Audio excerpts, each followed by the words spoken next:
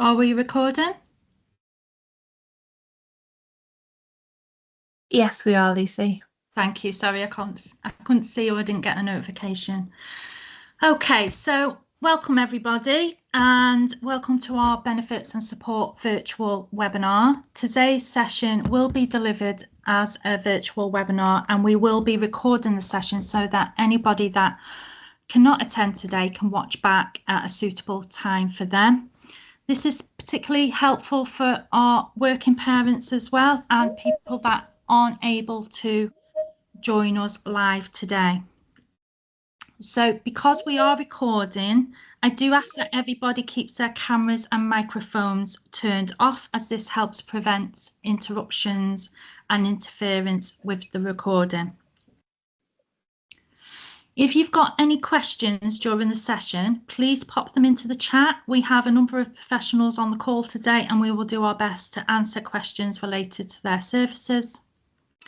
If we cannot manage to answer all your questions during the session, I will follow up afterwards via an email. So after today's session, you will receive a copy of the recording, a list of all the services mentioned and the links to access them along with the slides of the presentations.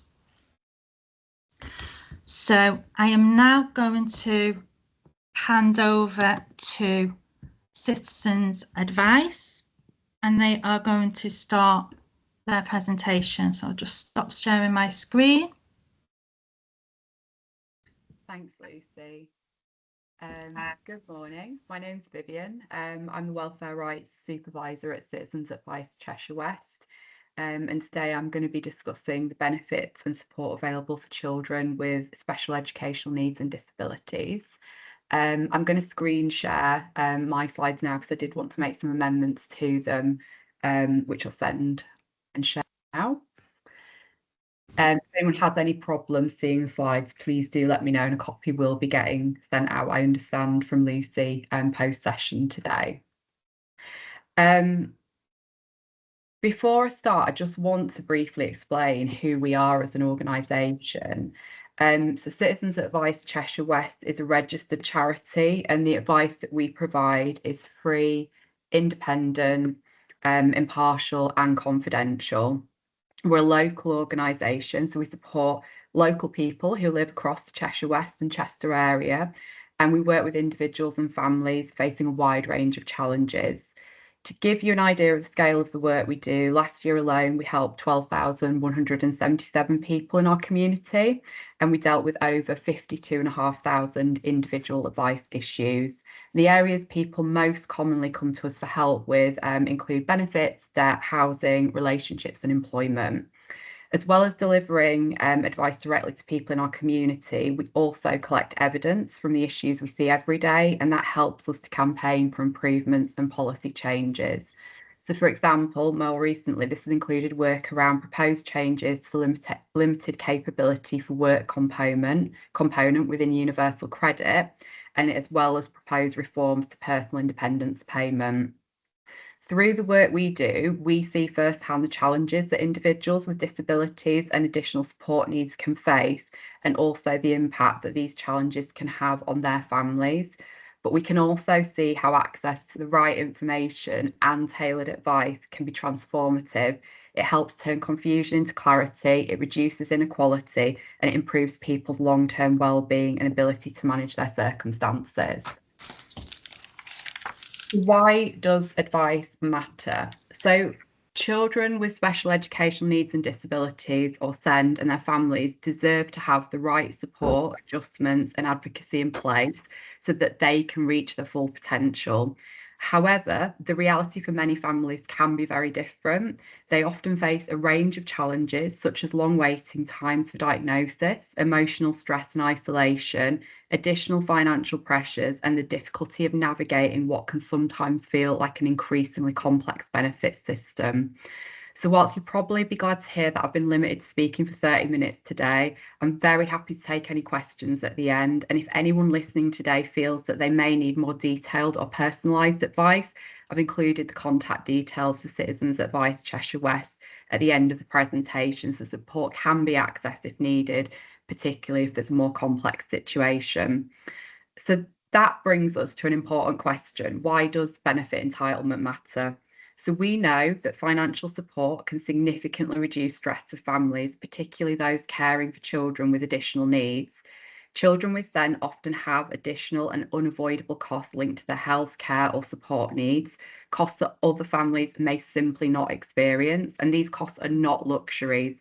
They're often essential to ensure a child's inclusion, well-being and development. And this might include things like specialist equipment, transport, therapies, adaptations, or additional support at home.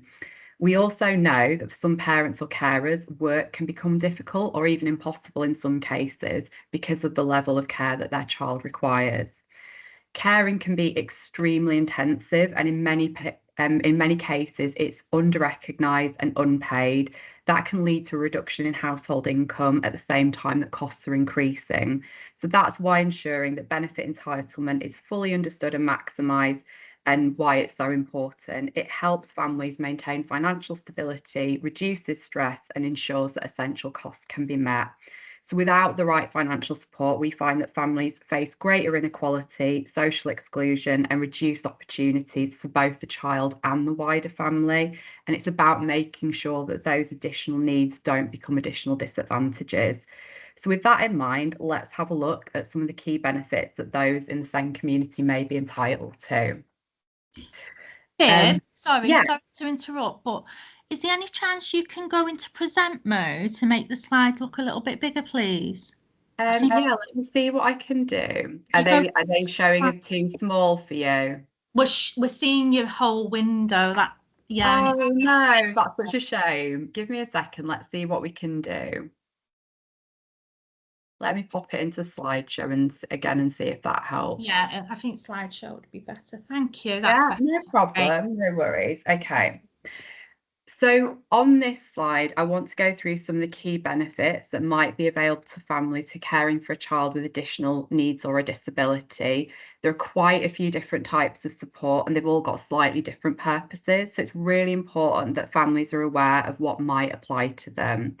So first off, we've got Disability Living Allowance or DLA, which is available for children under the age of 16. This benefit is designed to help with the extra cost of caring for a child who has a disability or long-term health condition.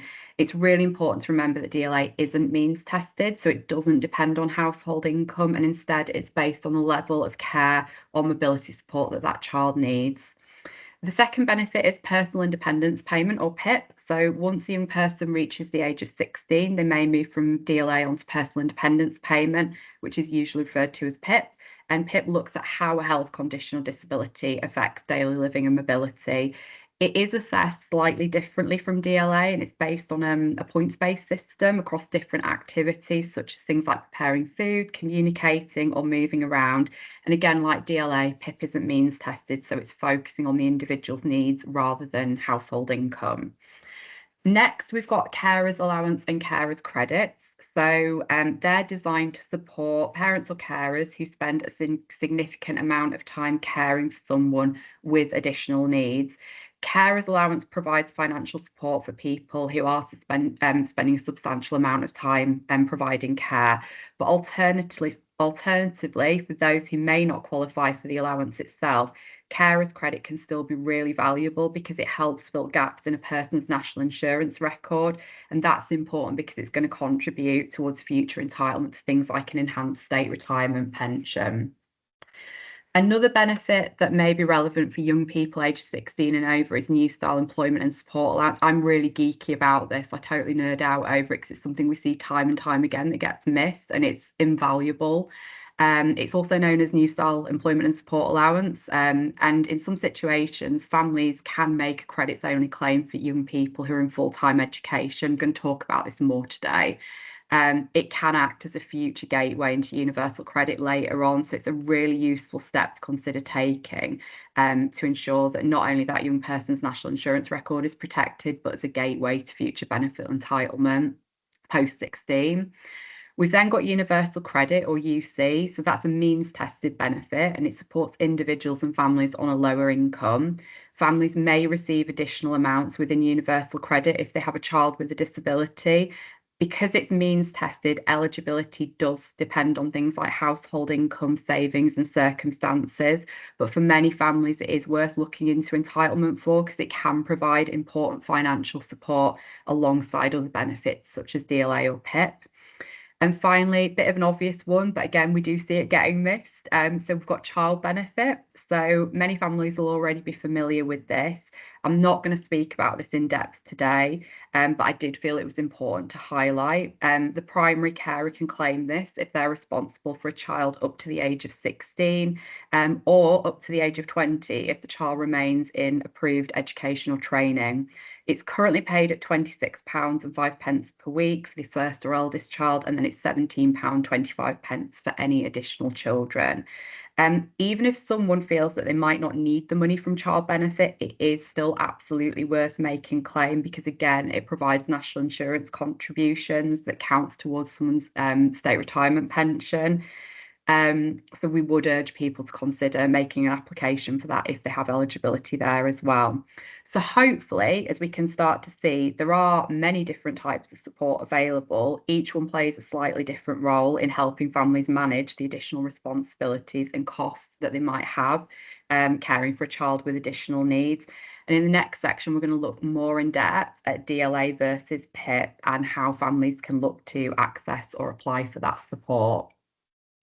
So I'm just going to share my next slide with you all. You'll be pleased to know. Okay, so next, like I said, we're going to focus on DLA and PIP. These are two of probably the most important benefits available to children and young people with additional needs, as they often provide a gateway to other potential benefit entitlement and additional support systems. Crucially, as we've already discussed today, they're both non-means tested. That does mean that eligibility does not depend on household income or savings, but instead the assessment is going to focus on how the condition affects a child or young person's daily functioning. The eligibility isn't based purely on having a diagnosis. What matters most is the level of functional impact, in other words, how the condition's affecting everyday life. So DLA is available to children under the age of 16. Children that might need, for example, additional support with everyday activities, closer supervision for safety, or support getting around compared to a child of the same age. It's made up of two components: a care component, which relates to the level of support the child needs with daily care, and a mobility component, which looks at the child's ability to move around or travel safely. I'm not going to go into every single rate during the discussion today. I have reflected it on the slide notes so people can look at that at a later date. But I do just want to give a quick example because I think it's really, really helpful to understand the potential financial impact these payments can have for a family. So if a child was to qualify for the higher rate care component and the higher rate mobility component, this alone equates to an award of £9,747.40 per year in financial support, which again is tax-free and non-means tested. That's a really significant amount of money, and for many families, it can help cover the additional costs that often come with caring for a child with additional need. And it also highlights why it's so important that families are made aware of what support they may be entitled to, because these benefits can make a real difference to financial stability and the quality of life. What we're going to look at next is how families can access or move between different benefits as their child gets older. So post 16 primarily. Okay, so personal independence payment. When a young person Hi, Viv. turns... Sorry, Viv, you've come out of presenting mode again. That's fine, I'll share again, no Don't problem. know what happened there. That's okay, we'll get it back Thank you. on. Okay, so when a young person turns 16, DLA is gradually replaced by personal independence payment, or PIP. In most cases, if that young person is already receiving DLA, they'll be invited automatically to apply for PIP once they reach 16. But it's really important to know it's not an automatic transfer, so they are going to need to go through the PIP application and assessment process. Like DLA, PIP is tax-free and non-means tested. Eligibility isn't based on household income or savings, and instead it's going to look at how a person's condition affects their ability to manage daily life. And again, it's important to remember it's not awarded on diagnosis alone. The assessment here is based on a points-based system where different activities are scored depending on the level of support someone needs. So as we've discussed earlier, those activities could include things like preparing food, managing medication, communicating with others, or moving around safely. And each activity is scored based on the level of support someone needs. Similarly to DLA, PIP does have two components to it. So the first is the daily living component that looks at things like preparing food, managing medication, communicating with others, or managing personal care. And that can be paid at either the standard rate of £73.90 per week or the enhanced rate of £110.40 per week, depending on the level of support required. The second part is the mobility component, which looks at the person's ability to move around or plan and follow journeys, and that's paid at either the standard rate of £29.20 per week or the enhanced rate of £77.05 per week. As well as the financial support that PIP offers, it can also unlock access to other forms of support. So that can include things like eligibility for the Blue Badge Scheme, vehicle tax reductions or exemptions, disabled persons rail card, potential council tax reductions, and also access to things like the Motability Vehicle Scheme. So again, similar to DLA, it is a really important benefit because it actually can access a wider package of potential support, not just the weekly payment and award that's granted. Okay, so let me share my next slide with you.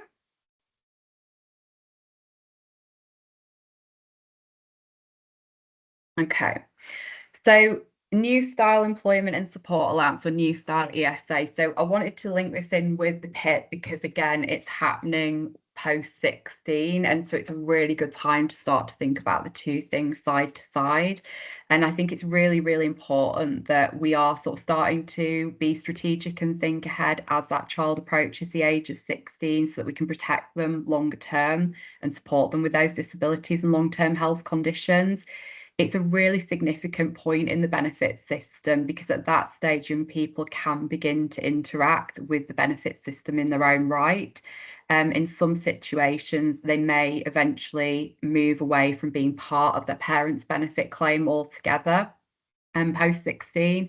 So because of that, it's really important for families to think tactically about what steps they might find helpful at this stage to help establish future benefit entitlement for the child in their own right at a later date. And that's especially important if that young person is planning to continue in further or higher education later on. So in particular, we're looking at something called a credits only ESA claim. This type of claim doesn't involve a weekly payment, but it is actually still incredibly valuable for people in the longer term. So one of the main purposes of credits ESA claim is that it allows a young person to go through work capability assessment. And that assessment is going to look at how their health condition or disability impacts their ability to work or carry out work-related activity. Based on the outcome of that assessment, they're hopefully going to be determined to have either limited capability for work or limited capability for work-related activity. And if we can establish one of those two statuses early when a young person turns 16 through a credits only ESA claim, this actually can protect their future access to universal credit if they plan to continue in full-time advanced education, because without this, they simply won't be eligible to claim UC in their own right at a later date as a full-time student. So although a credits only ESA claim might not provide immediate financial support, it does play a really important role in protecting a young person's future benefit entitlement. And families with young people who've got ongoing health conditions or disabilities, making this claim post 16 is a really, really useful and helpful step to take as they transition into adulthood and potentially future education.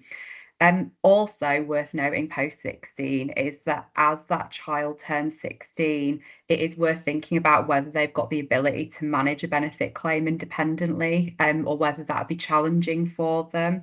I've briefly alluded to this on the previous DLA slides, but when a young person turns 16, they are generally expected to manage their own benefit claims, such as personal independence payment in their own right. However, for some people with additional needs or disabilities, managing that might not be realistic. So in those situations, it might be appropriate for a parent carer or another trusted adult to apply to become that young person's appointee. An appointee is someone who is authorised to manage the benefit claim on behalf of the young person, and that role can involve things such as managing the claim, communicating with the DWP, and receiving and managing benefit payments in that young person's best interest. If families feel that that is something that might be necessary, they can apply through the DWP Disability Service Centre, and then the DWP will usually carry out an appointee assessment, which may involve speaking with both the young person and the proposed appointee before confirming whether that arrangement is appropriate. So next we're going to chat about carers allowance versus carers credit. So we've mainly looked today so far at benefits for the young person themselves, but we also do need to look at what support there is available for parents or carers who are providing a significant amount of care. So carers allowance is designed to support people who spend a significant amount of time caring for someone with a disability or long-term health condition. For many SEND families, this will often apply to parents or primary carers who are going to be providing a large amount of day-to-day support for the child. To be eligible for carers allowance, the young person you care for must be receiving qualifying disability benefits. So that's usually going to be either disability living allowance, specifically the middle or highest rate of the care component, or personal independence payments, specifically the daily living component. I've included the specific eligibility criteria for claiming carers allowance on the next slide, but it's worth exploring your potential eligibility for this further if you are providing at least 35 hours of care per week for the person you're looking after. Sometimes when we chat with clients, they think that that sounds a lot, but when we break it down with them, many carers are already doing this without necessarily realizing this. So those 35 hours can include a wide range of support activities. It can be things like helping with personal care, washing, dressing, preparing meals, taking that person to medical or therapy appointments, helping with household tasks, organising finances or managing bills. It can also simply include things like providing supervision and general support to make sure that person is safe and able to manage day-to-day life. So it is really important to understand that care isn't just hands-on physical support. Supervision, emotional support, and help managing everyday tasks do all count towards those caring hours. If someone is eligible for carers allowance, it's paid at £83.30 per week currently. It's a single payment, regardless of how many people you care for. So even if someone provides care for more than one person, they will only receive one carers allowance payment. And the award is typically paid weekly or fortweekly. The good news is if you're claiming carers allowance, you are automatically credited with national insurance contributions to enhance your state pension at a later date. It does interact, however, with other benefits, particularly universal credit. So if someone is claiming universal credit alongside carers allowance, the carers allowance payment is usually deducted pound for pound from the universal credit award. However, claiming it can still be hugely beneficial because you are going to get more regular payments of carers allowance, whereas UC is paid monthly. So that can really help from budgeting point of view. But again, as we've discussed, you are going to get those enhanced national insurance credits. So overall, it is enhancing the financial support available in the long term through caring for it. Next, I want to chat about carers credits because I think this gets overlooked. So carers credits are different from carers allowance, but they are still really important for people who've got significant caring responsibilities.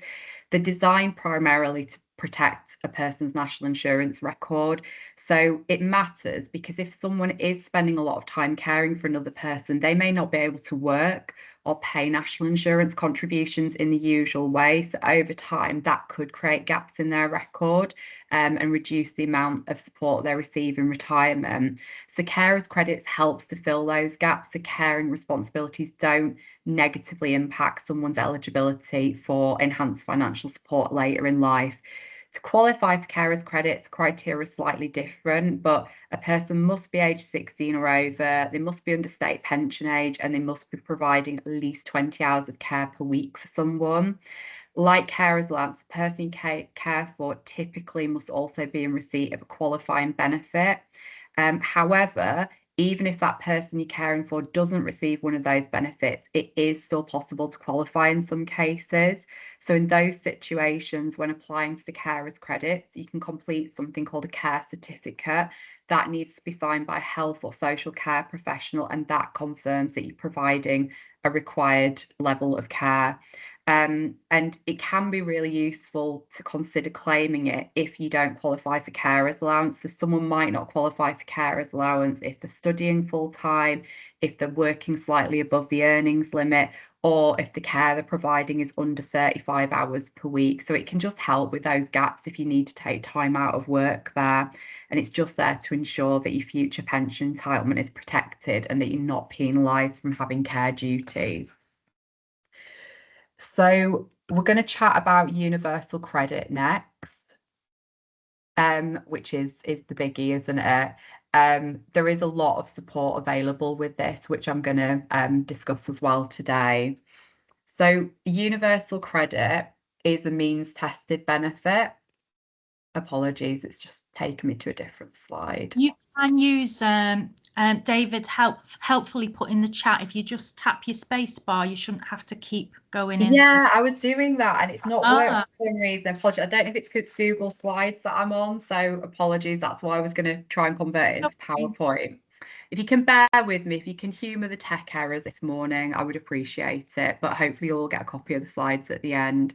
So universal credit, it's a means tested benefit, which means that eligibility and the amount someone receives is going to depend on their income, savings and overall financial situation. But it is designed to be flexible and there are different elements added depending on a family's individual situation. It was introduced to replace several older benefits and it now acts as a single monthly payment that can help cover different types of living costs. So universal credit isn't just one flat payment. Instead, it's made up of several different components or elements depending on a person's circumstances. And those elements are all combined to create the total monthly universal credit payment.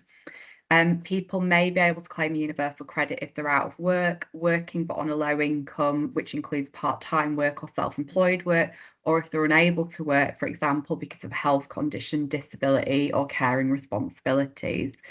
To qualify for universal credit, there are some basic eligibility rules. So generally a person must live in the UK, be aged 18 or over, although there are some exceptions for 16 and 17-year-olds, be under state pension age and have £16,000 or less in savings, money or investments.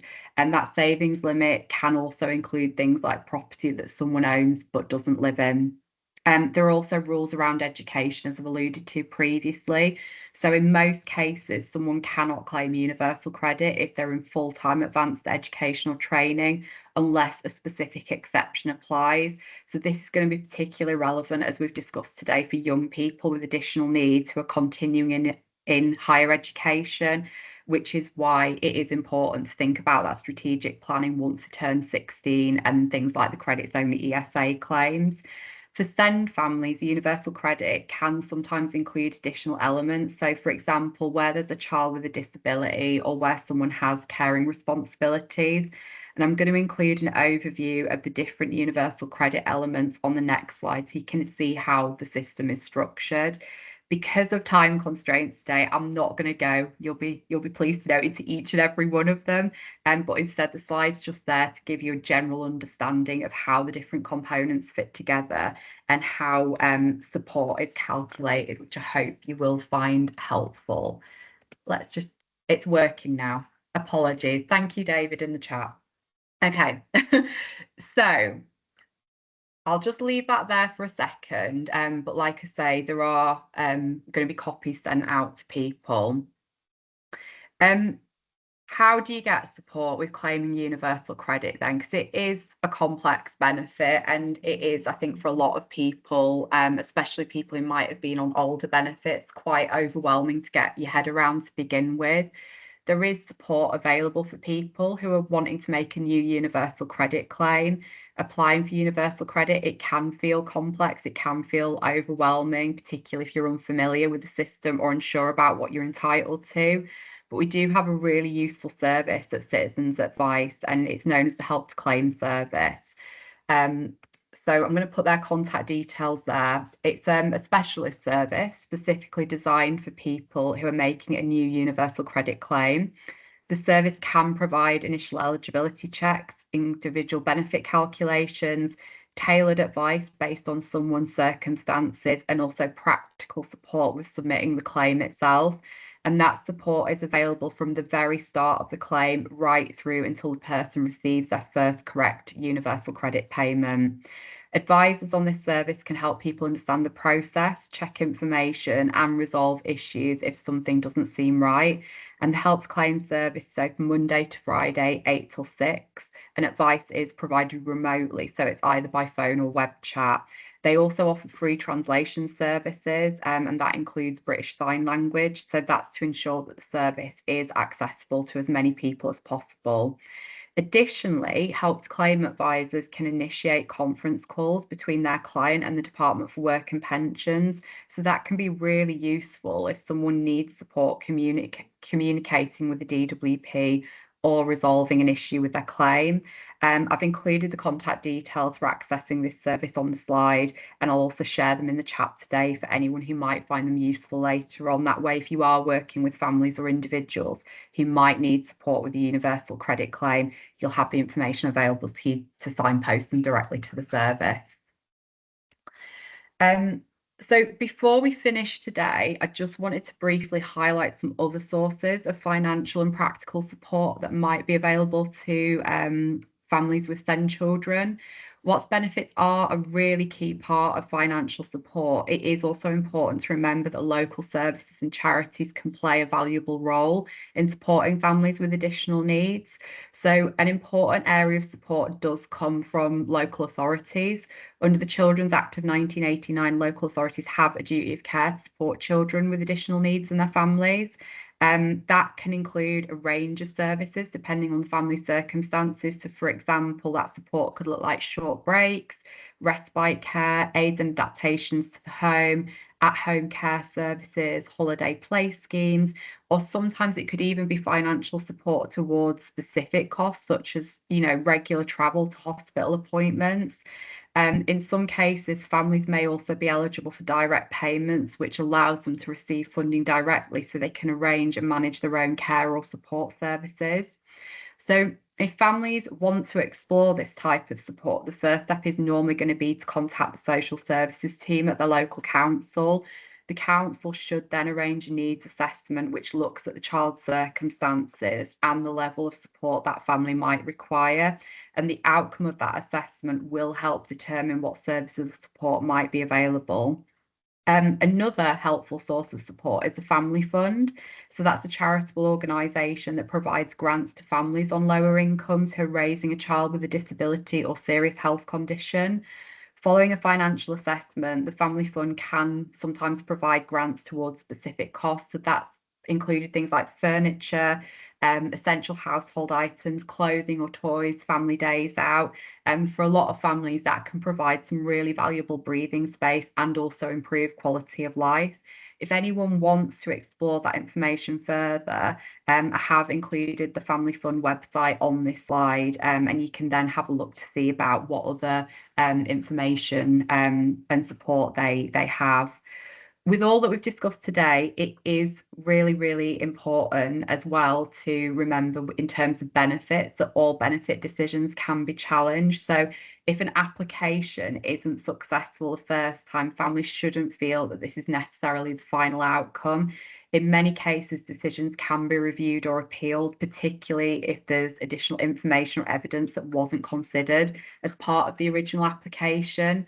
And there's usually a 1 month time limit from the date of the decision to request what's called a mandatory reconsideration. So that's your first step in challenging a benefits decision. If that decision still isn't changed at that stage, it may then be possible to take the case to an independent tribunal. So specialist advice and support is available for people who want to challenge a decision. It can just include things like help understanding the processes, preparing evidence, and explaining the reasons why the decision needs to be reconsidered. And at Citizens Advice, we can support with this, and further information is available through our website and services if anyone needs help with a challenge.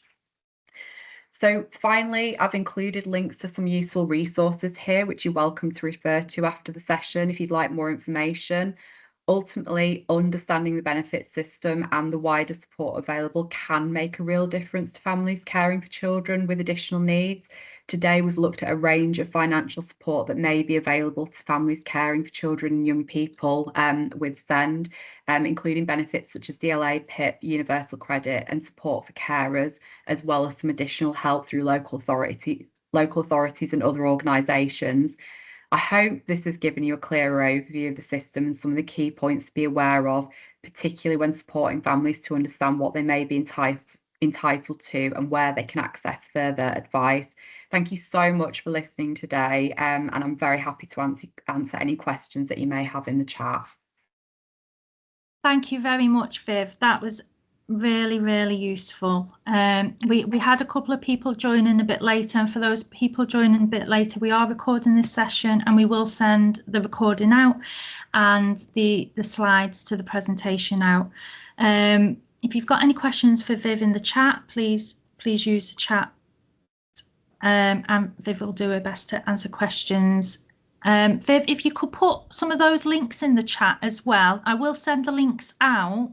Yeah, absolutely, but not a problem. Just for ease, if people want them instantly, that would be great. I'll start popping them in now. Okay, right. I'm going to go and hand over to some of our other services now that provide support for our families. So I'm just going to go and bear with me, share my screen.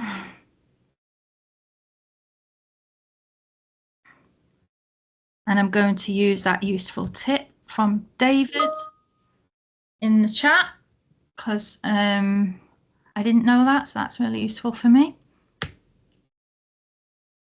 Oh, it's making me go back to the beginning.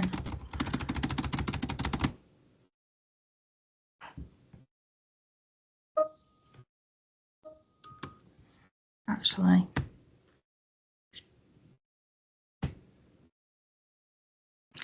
There we go. Right. I am going to hand over to our lovely parent carer rep, Andrea. Oh, hi everyone. Can you hear me? We can hear you, Andrea. Yeah, perfect. I can't put the camera on because I've just parked up.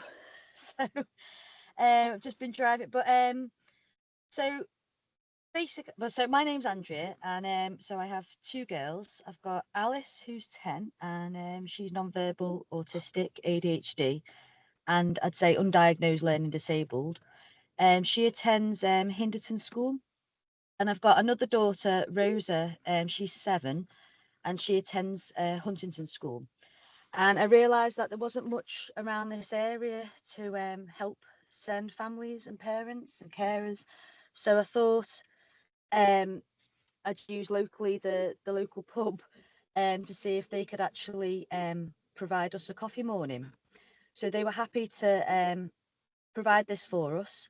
And what I do is I run them as much as possible, but we don't do it. We do it maybe once a month, something like that. But basically, the coffee mornings are an informal get together with different families, parents, carers from all over.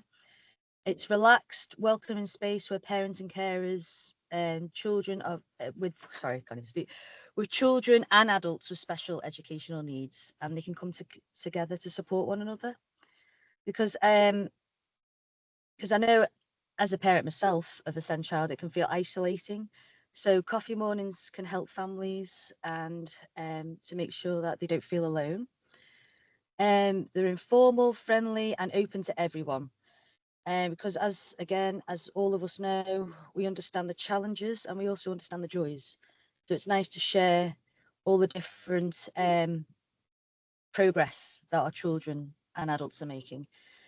And many of us parents find like comfort in talking to someone who has been through similar experiences, so we can share any advice, any information, any upcoming events as well. So I'll share the Parent Carer Forum events that are coming up, Space Coffee Mornings that are coming up.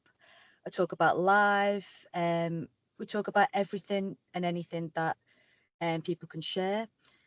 Try to think well, and then, but yeah, so the next coffee morning will be held on the 20th of March, which is a Friday, which is between 9 and 11. But you can stay longer as much as you want, because they do provide lunch there as well from 12 o'clock. They also provide us coffees as well. Sometimes they provide us food, but I sometimes bring some cakes along with us as well. And throughout, I try and organise like little events, maybe over Easter. Can't confirm yet, but sometimes, you know, so you can bring your families along with you, so the children can play outside if they want, if the weather's nice, and then people could just get together and meet new people in the area.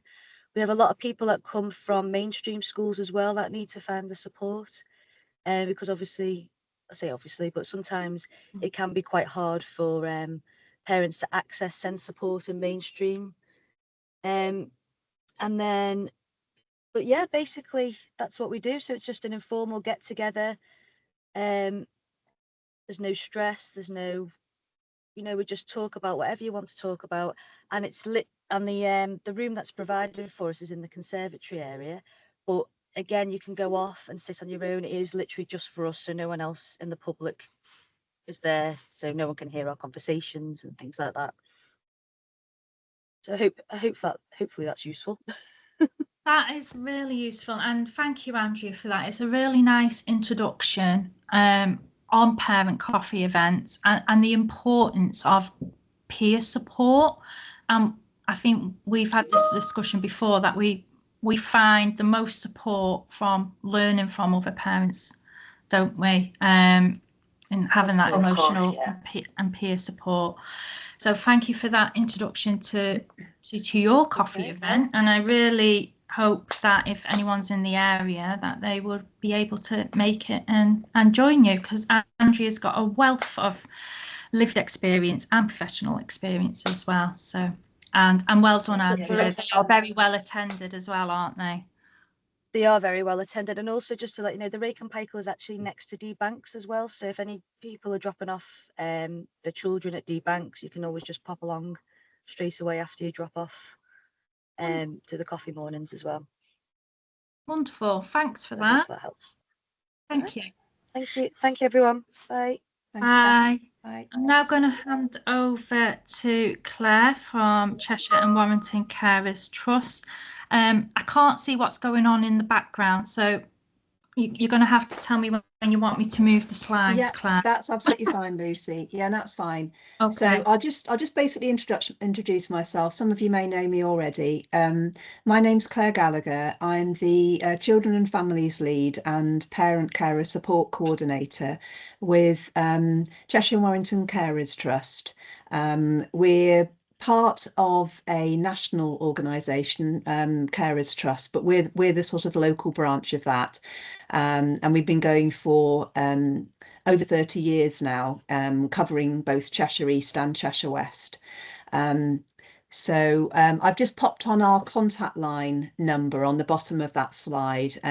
That is a support service that's available Monday to Friday, 9 till 5, and Saturday mornings. It's staffed by every member of staff takes a turn to staff the contact line, and it's any sort of general information or signposting.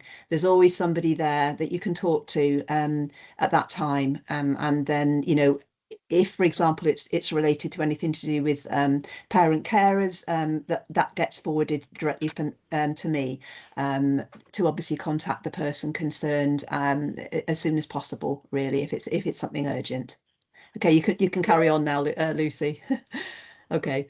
I can't see the slides because of the. Okay, yeah. So I've just said we've been supporting unpaid carers since 1994. So we had our anniversary a couple of years ago. We are the main organisation that's contracted with Cheshire West and Chester to provide support for unpaid carers of all ages, which is a combination of various services.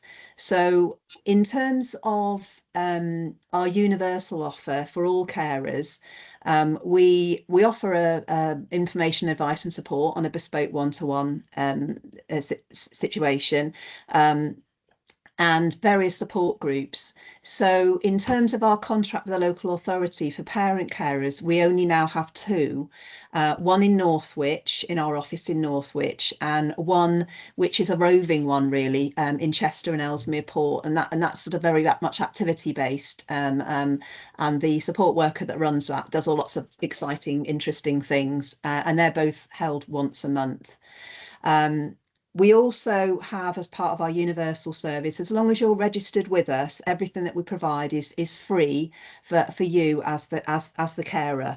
And I'll just briefly mention a few of the things that we offer through our universal service, which I haven't put on the slide, but if anyone's interested, obviously I can kind of discuss that with you at another time. So we helps carers through applications to the Household Support Fund. We regularly get Tesco's vouchers as well, which are both NONS means tested. We have a relationship with Carefree, which offers 1 or 2 nights respite care in some really nice hotels throughout the UK for carers, completely free. And it's just on a needs basis. It's not means tested at all.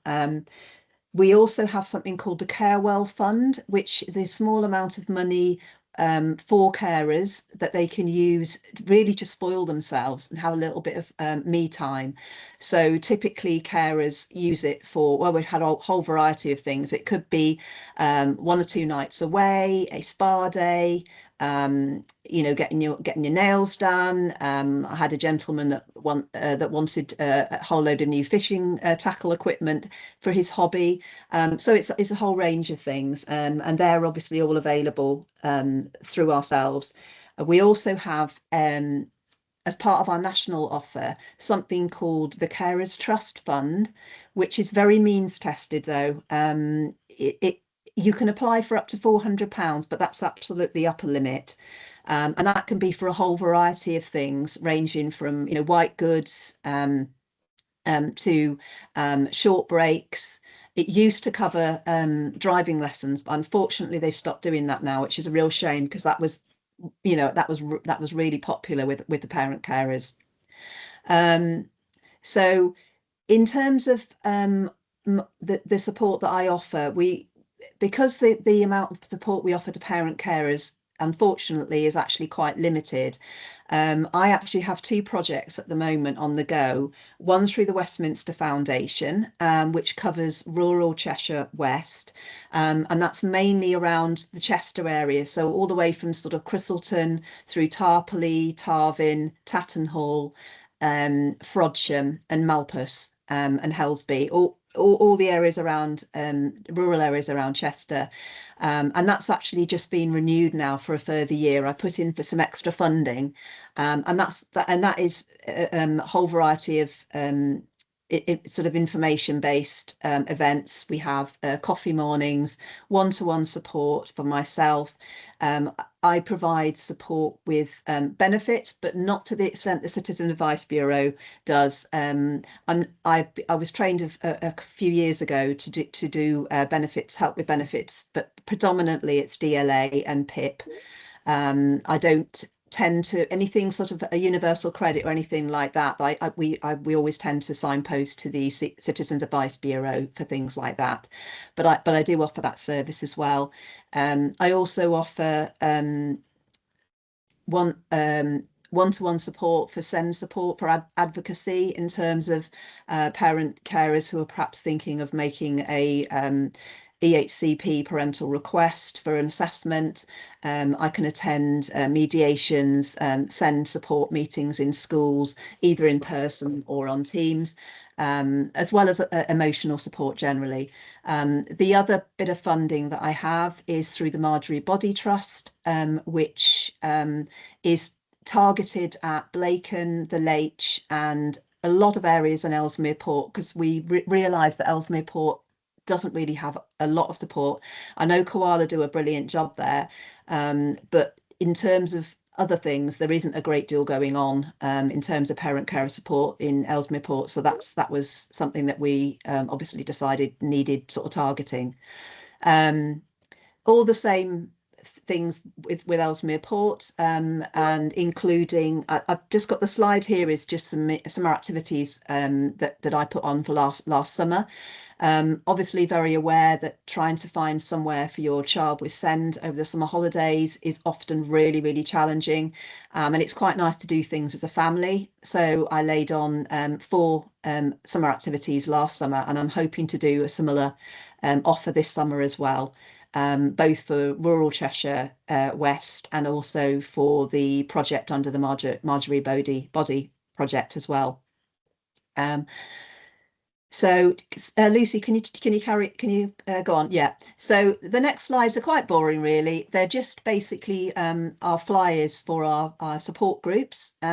So we have a range of support groups. We've got currently I run support groups in Malpas, Frodsham, Tattenhall, and also Ellesmere Port and Chester. At the moment, I'm holding them in the Lech Community Centre, but I will switch over to a venue in Blacon probably after the summer holidays. It was just I just didn't have the capacity to have another one in Chester, because I also cover Cheshire East parent carer support as well. So it was just a bit too much for that. Yeah, okay, that's fine, Lucy. Yeah, so that's just a little and that's just some contact details for myself, and obviously feel free to ask any questions, but also just feel free to either text me or email me on those and that number and that email, and I'll get back to you as soon as I can. Okay, thanks very much. That's brilliant, Claire. Could you just pop them into the chat so people have got them for ease? I will send them out, of course, your details, and yeah, if there's any questions in the chat relevant, that's absolutely fine. Yeah, that'd be okay. brilliant. Yeah. All right, thank you very much. Thank you. Trust, brilliant service. I've accessed quite a lot of the support from there, and I've accessed that personal budget, and I treated myself to a gym membership. So there's another example of how you can use it. Yeah, exactly. Yeah, thanks very much for that. Thank you. Thank you. Thanks, Lucy. Okay, now I'm going to hand over to the wonderful Space Charity.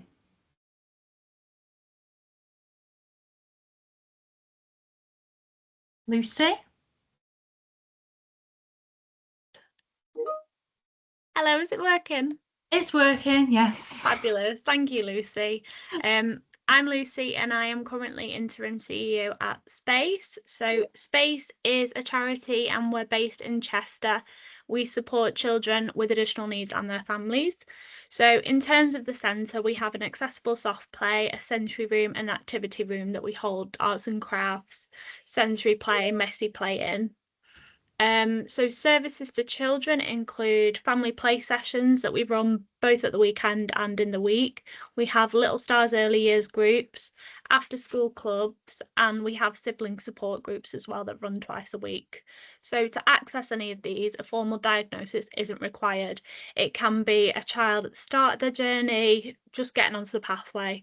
I think one of our key kind of mission is to enable families to access that vital peer support as early as possible. So for parent and carers, we offer parent carer groups and information sessions. These include a monthly information coffee morning, which is held in term time. And the main aim of this, it aims to be a one-stop shop where parents can easily access different organisations to find out the information that they need. So previous themes have centred around children's activities and provision. We've had carers as a theme, early years, neurodiversity, and we also hold training sessions as well. As you can see the poster on your left, we have one coming up on the 19th of March, which is centred around EHCP support, and that is led by a law lecturer at the University of Chester. So he does a bit of a presentation around what your rights are in terms of going through the EHCP process, and then he follows up with a bit of a Q&A session as well. So we also have counselling as part of our offer. We do currently have a waiting list for this service, and we also hold parent care events. So in the past, we've had kayaking, pizza night, wine tasting, wreath making, and that just basically enables parents to come and have a nice evening, access that peer support, have a bit of fun, and a bit of a chance to kind of let your hair down as well. So yeah, Space in a nutshell. If you've got any questions, I'm happy to take them in the chat as well. Thank you. Brilliant, Lucy, thank you. And for those of you that don't know Space and haven't been to Space, it is like a play barn, isn't it? So your children can go and play. So when you have got these events on and services there to support, if you have got your children with you, they can have a play as well. Is that correct, Lucy? That's absolutely spot Yeah. on. We have a play worker and a project coordinator at the weekend, so it's really safe, and the play workers engage the children in messy play and arts and craft activities as well. Thank you, Lucy. Thanks, Lucy. I'm now going to hand over to Koala. Hi everyone. I didn't realise you had our leaflets as well, so that's great. So yeah, I'm just here. We are going through a little bit of a change with our drop-in sessions. So I know it does say from Ellesmere Port 1 till 2. Oh no, that's the wrong one. The Ellesmere Port. Oh, they are very old. I'm going to have to change these. There are old leaflets. I'll put the up-to-date stuff in the chat. But yeah, they're changing over to. Them to me because we have them on our website as well. Yes, yeah, they're currently getting redesigned. So as soon as they are, we'll drop them off. The change will be, the name will slightly change to Parent Carer Drop-in Sessions, and it will be run. We're teamed up with the Table at the United Reformed Church on a Wednesday, 1:30 till 2:30. So everyone is welcome to come along to that. Just drop in. There'll be a SEN practitioner, there'll be a sleep practitioner, it'll be to talk about emotional practical support, and we'll have a little bit of information of what all our offers of support in Ellesmere Port and Chester. The Chester one at Victoria Children's Centre is the same time and place. It'll just say update to the name. We got feedback from parents that said they were a little put off with the SEN support, and they didn't feel it was as open to everyone. So that's why we've gone through that change. But that's it really. I say I'll put a little bit of information in the chat. But any questions you want to ask, fire away. Yeah, and we really just wanted to say, you know, another great way to meet other parents and carers in the same boats in these drop-in sessions, but also your sleep service that you have, like a 6-week sleep training service for families that are struggling, which I've actually done and attended for my ADHD child, and I found it really useful. So we just wanted to highlight that there as well. Yes, yeah, I say that will be on offer. We'll have a sleep practitioner. We're all sleep trained now as well, so any support you access through Thrive and Family Support or early years, that will come into the support we'll offer when we do our home visits. So that there's a lot happening. A little bit of a waiting list for some of the support links, but the SEN parent carer drop-in sessions are completely free for everyone. No waiting times for that. So we found them really beneficial. Brilliant. Thank you very much. That's okay.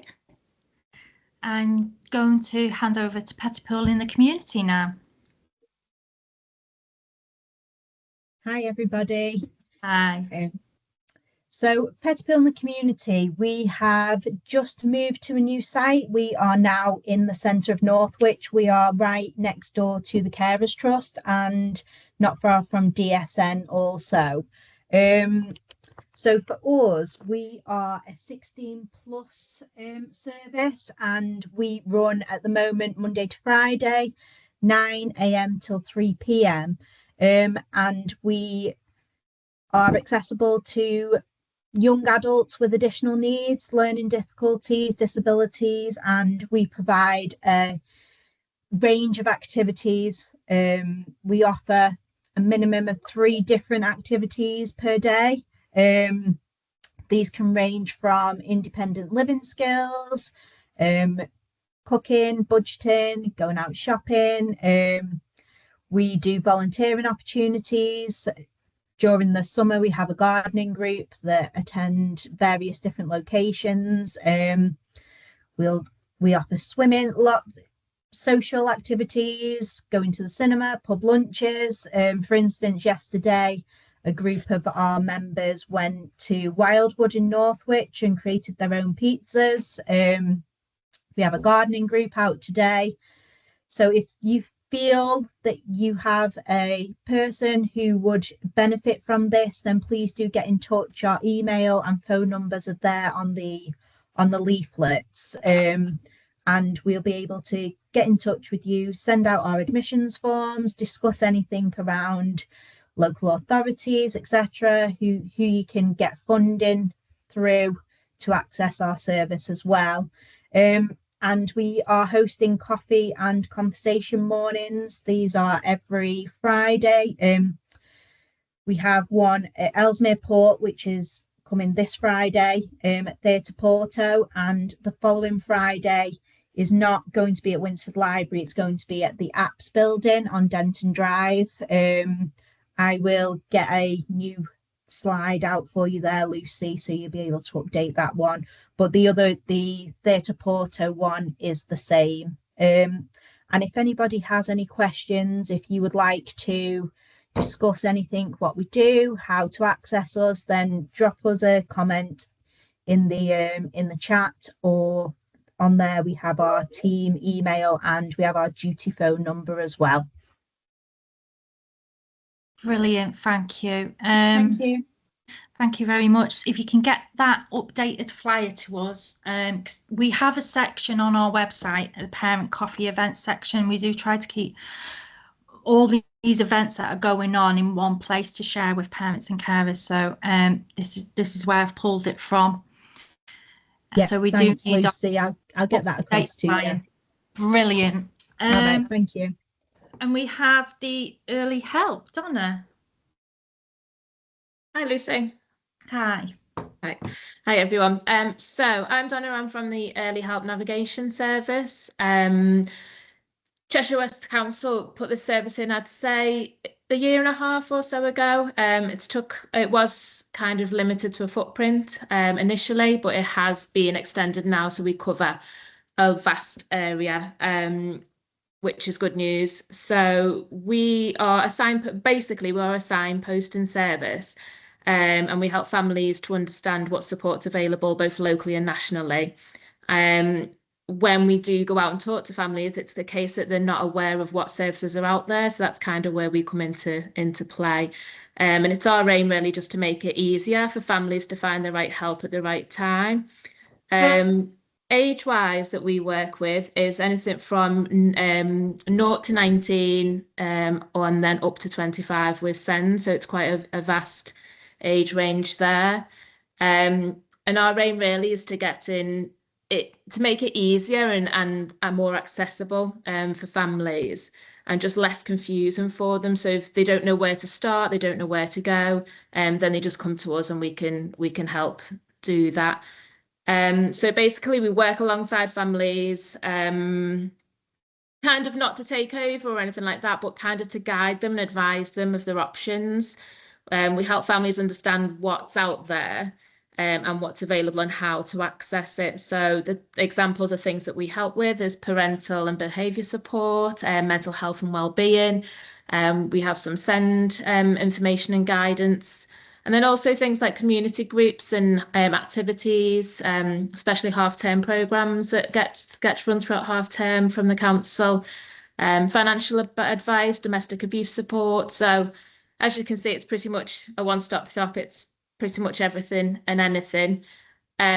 We are a small team of 8 navigators in total, and we've got 2 in each area. So we cover 2 in Ellesmere Port, 2 in Chester, 2 in Winsford, and 2 in Northwich. We are based out in the community majority of the time. Local children's centres every Monday, and that's across the board for all navigators, and then out and about in the community and school drop-ins. You don't need an appointment to come and see us. You can just pop along, and our drop-ins are always on the Live Well website, and they're updated all the time. And you can also scan our QR code that's on the leaflet. What that does is just gives that gets distributed to the relevant region, and we'll contact you. And that could be by your preference, basically phone, email, a face-to-face appointment, locally in the community or at home, if that's kind of what you prefer. So basically we're there to guide and to signpost and hopefully empower families to access the right support at the right time. A lot of the feedback that we've had is kind of as some things that when the family isn't sure where to start or where to go, it's that initial contact, and then obviously it opens up other avenues and it opens up other things that they might possibly realise that they can have support with. So that's basically our navigator service. I'm happy to answer any questions in the chat if anyone's got any questions about that, Lucy. Yeah, thanks for that. That's really useful, and I think like a lot of services do signposting and helping, but I think what's particularly good about your service as well is offering that listening ear, because you can just feel you're at the start of your journey. You're there for the start.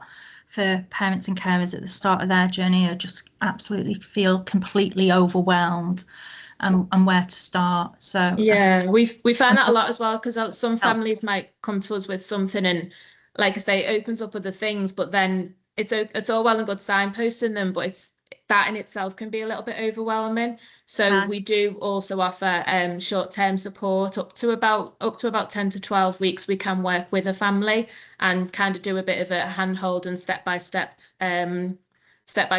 If you are finding that you are struggling accessing those services, we can help support with that as well. And as it says on the leaflet, GP appointments, if you kind of struggle explaining things, we can kind of come with you and do that for you, kind of be an advocate for you as a family member, and support you that way as well. That's wonderful. Thank you, Donna. Very helpful.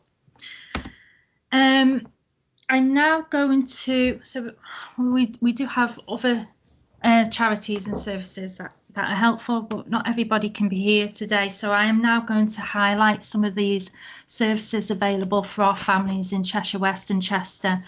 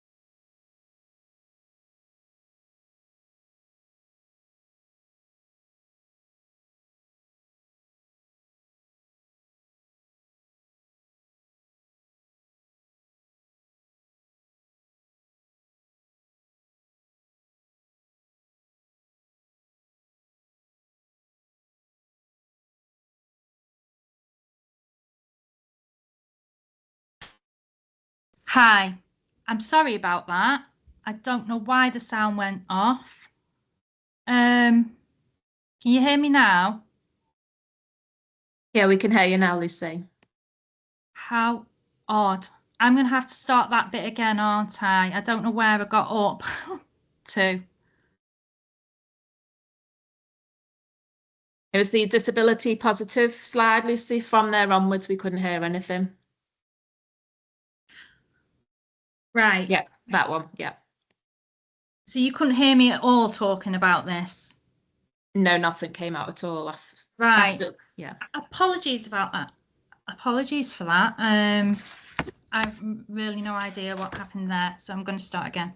Okay, so I'm going to highlight some of the services available for families in Cheshire West and Chester and ways you can access support. So there are a couple of commissioned short break services locally that provide opportunities for children and young people with SEND to access activities whilst also giving parents and carers a break. So one of these services is Disability Positive. They offer the Community Connections Fund. If your child receives disability living allowance at middle care rate or above, families can have access up to £1,000 for an activity for their child. So whilst your child is attending that activity, for example, it could be animal therapy, it also provides a short break for parents and carers, giving you the opportunity to take some time for yourself or just have a brew in peace while they're accessing that activity. So as well as Disability Positive, as well as offering short breaks, they also provide advocacy support and can help families understand and manage direct payments and personal health budgets. They run social groups for children and young people, including groups for primary school age, secondary school age and adults. Another organisation commissioned service is Endorphins Groups, and they run inclusive group sessions for children and young people, usually around 4 hours per session, where children can take part in activities and socialise. And these sessions take place across the borough, including Ellesmere Port, Winsford and Chester, and they also run an after-school club at Dorring Park School.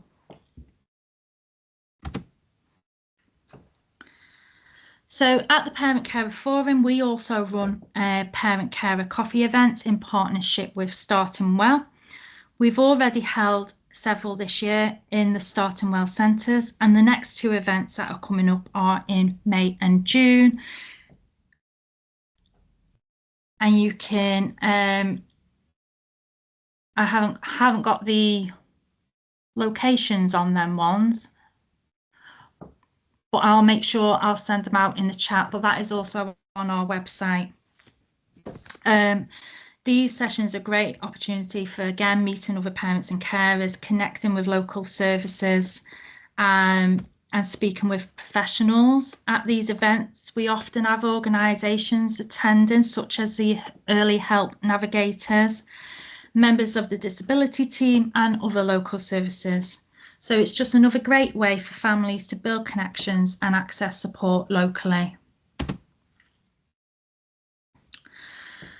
For those who cannot attend in-person events, we run virtual events, and these sessions are recorded and uploaded to our YouTube channel so that families can watch them back at a time that suits them. So upcoming sessions we've got include understanding mental capacity and supporting children in education. I will provide the booking links to these in a follow-up email, but they can be found on our website. And you can please visit our YouTube channel to watch past recording events that we've done. Our YouTube channel also hosts a range of webinars, including sessions linked to the Partnership for Inclusion of Neurodiversity in Schools project. So some schools were involved in this project, and they have received some specialist training, and we have been able to share some of that learning with families on our YouTube channel. And some of the webinars include neurodiversity awareness, trauma and neurodivergence, masking, sensory needs, and sensory challenges around food.